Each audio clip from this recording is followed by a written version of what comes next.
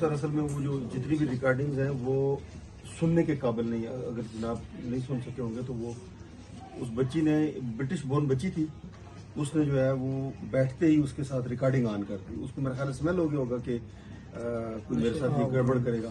پھر اسے شراب کی بوتل بھی کھولی ہوئی تھی اور وہ اس کو سیکشولی ہیراس کر رہا ہے. یہ میرے موبائل میں ریکارڈنگ موجود ہے, سننے کے قابل نہیں ہے. پوری سوشل میڈیا پہ آ گئی نہیں ہے. اذان ہو رہی ہے اور وہ اس کو ناجائز ڈیمانڈ کر رہا ہے. اذان کی آواز اس کی ریکارڈنگ میں آ رہی ہے. وہ کہہ رہی ہے مجھے نماز پڑھنا, تو کہتا ہے مجھے نماز کا مزہ بعد میں آئے گا, پہلے ادھر ہاں جی, گرم پانی سے نلائیں گے, 4 گھنٹے ہم کوئی واردات کریں گے, پھر اس وقت میں گرم پانی. اس کو وہاں سے غائب کر دیا ہوا ہے ابھی تو.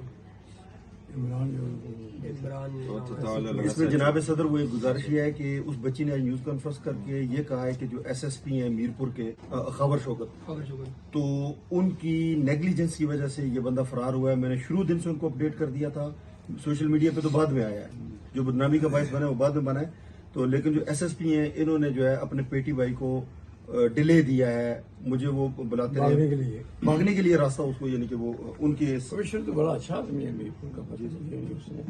اس نے وہ خود ریفر کیا تھا نا پہلے. وہ ایڈیشنل کمشنر ساجد اسلم نے کیا ہے. ساجد اسلم بھی ہے لیکن وہ کمشنر بھی ہے. جی جی جی بالکل. کمشنر صاحب سے تو ملی نہیں ہے. ساجد سے ملی معاملہ تو بہت زیادہ ہائی لائٹ ہوا, بڑی جگہ صحیح ہوئی ہے اس پہ. سخت ایکشن لینا چاہیے. اس کو ایک ایگزامپل کے طور پہ سیٹ کیا. جناب ہمارا ایک اسٹرانگ جو میسج تو جی سر سن بالکل وہ آپ کا جائے وہ جناب صدر چونکہ اوورسیز کا ٹرسٹ بلڈ کرنے کے لیے بھی کافی سارے اقدامات حکومت پاکستان بھی جناب کے علم میں ہوگا وہ کر رہی ہے, جس میں انہوں نے کافی ساری چیزیں ایئرپورٹ کے اوپر بھی سہولیات اور باقی سلسلہ کیا تھا. تو اس سے سر پھر وہ جو ہے نا شیک ہوا ہے.